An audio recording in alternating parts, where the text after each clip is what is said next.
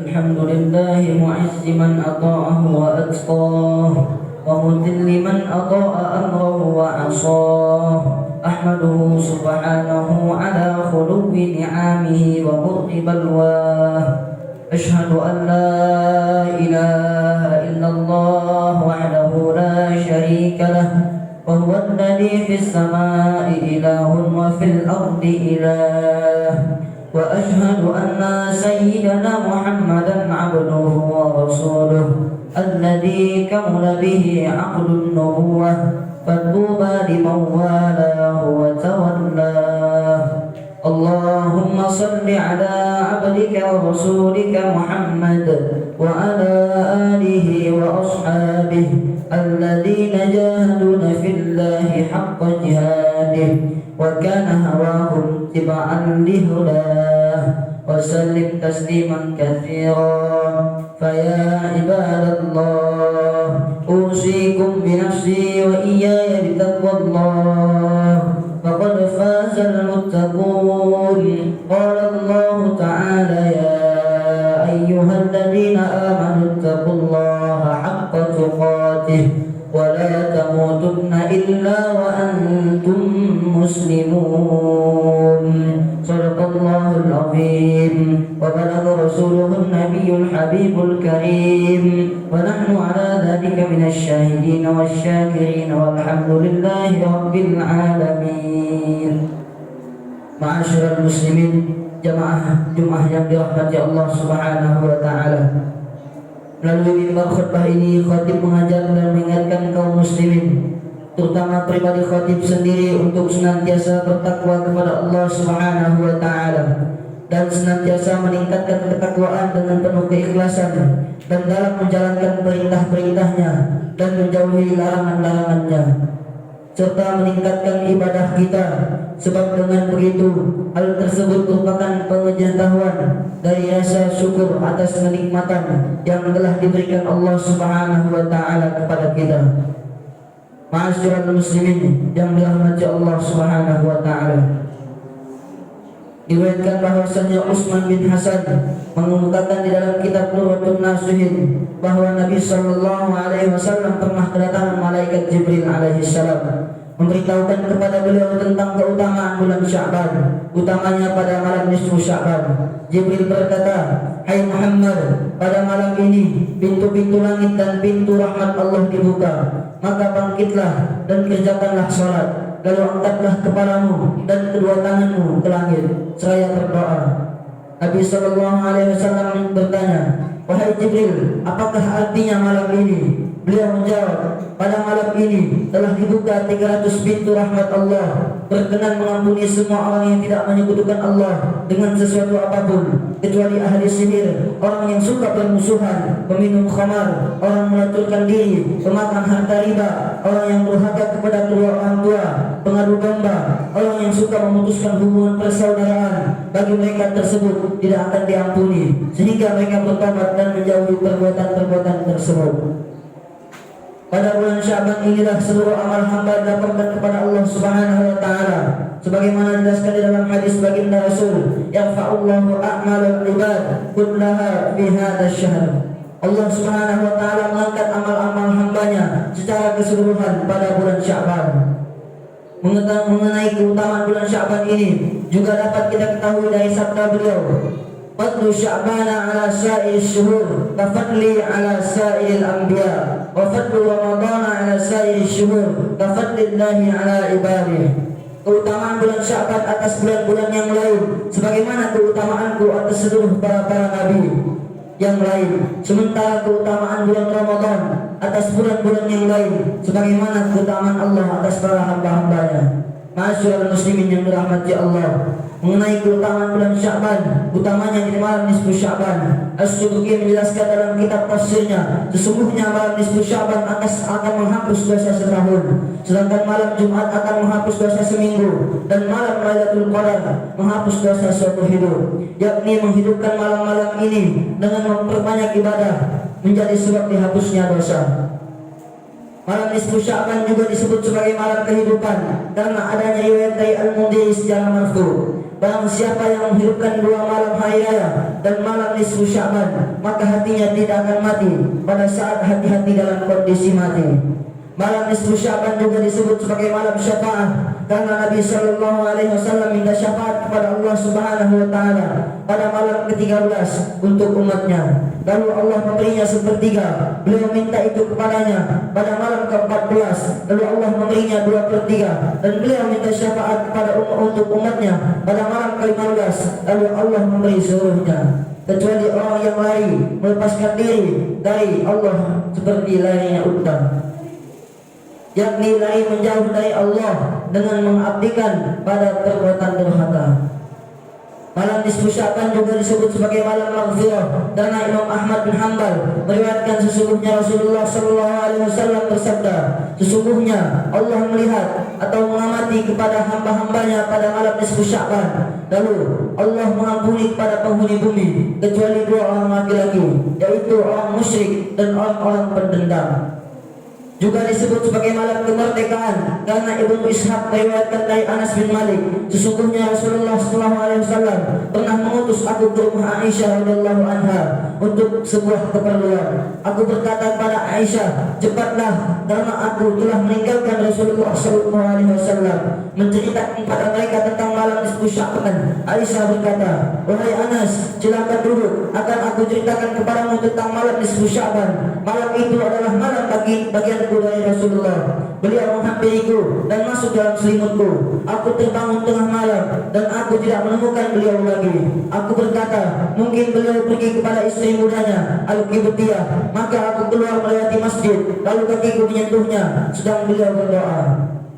telah sujud kepadamu tubuh dan diriku, dan telah beriman hatiku padamu. Ini tanganku dan apa yang aku petik atas diriku. Wahai Tuhan yang Maha Agung, padanya diharapkan setiap urusan-urusan besar.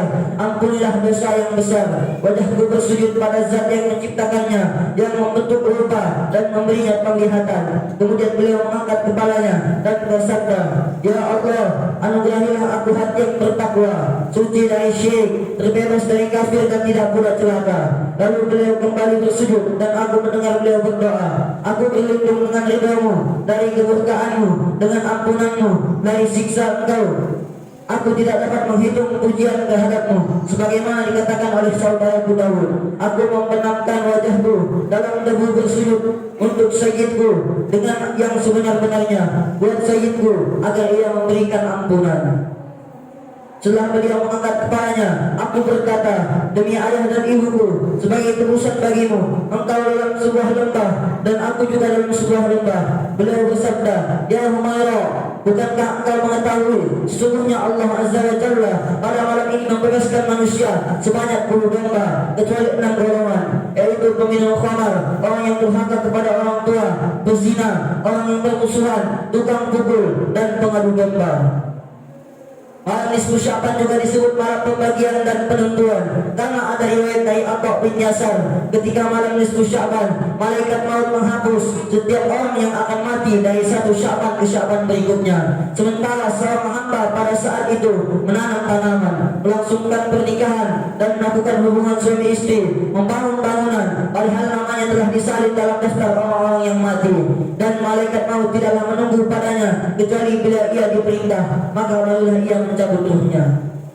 Ma'asyiral muslimin yang dirahmati Allah Subhanahu wa taala, dikatakan bahwa sesungguhnya malaikat-malaikat di langit memiliki 2 buah malam hari raya, sebagaimana orang-orang Islam di bumi juga memiliki 2 buah malam hari raya. Lalu hari raya malaikat adalah malam Barwaah, yaitu malam nisfu Sya'ban dan malam Lailatul Qadar. Sedangkan hari raya orang-orang mukmin adalah hari raya Idul Fitri dan Idul Adha. Karena itulah malam nisfu Sya'ban disebut sebagai malam hari raya malaikat. Selain Ramadan, bulan yang paling banyak beliau melakukan puasa di dalamnya ialah bulan Sya'ban, sebagaimana disebutkan dalam riwayat berikut ini. Diriwayatkan dari Aisyah radhiyallahu anha, ia berkata, sesungguhnya baginda Rasul sallallahu alaihi wasallam berpuasa sehingga kami mengatakan apakah beliau tidak berbuka, lalu beliau berbuka, dan sehingga kami mengatakan kapan beliau tidak berpuasa, lalu beliau tidak berpuasa. Adakah beliau paling banyak berpuasa di bulan Sya'ban selain bulan Ramadan? Dalam riwayat An-Nasa'i dari hadis Samah radhiyallahu anhu, ia berkata, Ya Rasulullah, aku belum pernah melihat baginda berpuasa pada suatu bulan dari bulan-bulan ini seperti puasa baginda dalam bulan Sya'ban. Beliau bersabda, Sya'ban adalah sebuah bulan yang biasa dilalaikan manusia, yaitu bulan antara Rajab dan Ramadan. Sya'ban adalah sebuah bulan, pada bulan-bulan itu amal-amal diangkat kepada Tuhan yang seru sekalian alam. Maka aku suka kalau amal umatku diangkat sementara aku dalam keadaan berpuasa. Di dalam Sahihain Bukhari dan Muslim diriwayatkan dari Aisyah radhiyallahu anha, beliau berkata, aku tidak pernah melihat Nabi sallallahu alaihi wasallam menyempurnakan puasa 1 bulan penuh sama sekali kecuali bulan Ramadan, dan aku tidak pernah melihat beliau puasa dalam 1 bulan yang lebih banyak daripada di bulan Sya'ban. Ma'asyiral muslimin yang dirahmati Allah Subhanahu wa taala, marilah di bulan yang mulia ini kita memperbanyak melakukan puasa sebagaimana yang dilakukan oleh Rasulullah SAW, salat malam dan juga amal-amal soleh lainnya. Dengan demikian semoga kita menjadi insan yang bertakwa dan mendapatkan kebahagiaan di dunia wal akhirat dalam naungan ridha Allah Subhanahu wa taala. Amin ya rabbal alamin. Allahumma ja'alna wa iyyakum min ahli sa'adat wa waffaqna lima tuhibbu wa tarda fi jami'il awqat. Barakallahu lakum fil Qur'anil azim wa nafa'ni wa iyyakum bima fihi minal ayati wal dzikril hakim wa taqabbal minni wa minkum tilawatahu innahu huwas samii'ul 'aliim.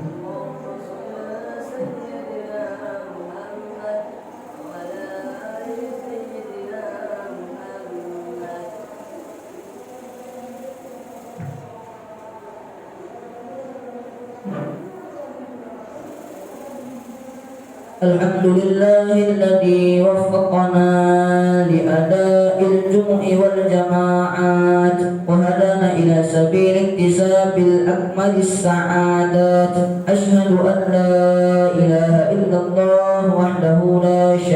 له رب الأراضين والسماوات وأشهد أن سيدنا محمدا عبده ورسوله المؤيد بأفضل الآية والمعجزات اللهم صل وسلم على سيدنا محمد وآله وصحبه ما تعاقب الأوقات والساعات أما بعد فيا عباد الله اتقوا الله وحافظوا على الطاعة وخذوا للجماعة والجماعات واعلموا أن الله تعالى صلى على نبيه قديما فقال الله تعالى إن الله وملائكته يصلون على النبي يا أيها الذين آمنوا صلوا عليه وسلموا تسليما اللهم صل وسلم على سيدنا محمد سيد المرسلين وعلى آله وصحبه والتابعين ومن تبعهم بإحسان إلى يوم الدين اللهم اغفر للمسلمين والمسلمات والمؤمنين والمؤمنات إنك سميع قريب مجيب الدعوات ويا قاضي الحاجات اللهم أعز الإسلام والمسلمين واخذل الكفرة وأعداء الدين اللهم أصلح الراعي والراعية واجعل بلدتنا هذه وسائر بلاد المسلمين راحية مرحية من كل فتنة ومرض وبلية واجعلنا من سعداء الدارين في عافية وسلامة يا ذا الجلال والعزة والرحمة ربنا اغفر لنا ذنوبنا ولإخواننا الذين سبقونا بالإيمان ولا تجعل في قلوبنا غلا للذين آمنوا ربنا إنك رؤوف رحيم ربنا آتنا في الدنيا حسنة وفي الآخرة حسنة وقنا عذاب النار عباد الله إن الله يأمر بالعدل والإحسان وإيتاء ذي القربى وينهى عن الفحشاء والمنكر والبغي يعظكم لعلكم تذكرون فاذكروا الله العظيم يذكركم واشكروه على نعمه يزدكم واسألوه من فضله يؤتيكم ولذكر الله أكبر والله يعلم ما تصنعون أقيموا الصلاة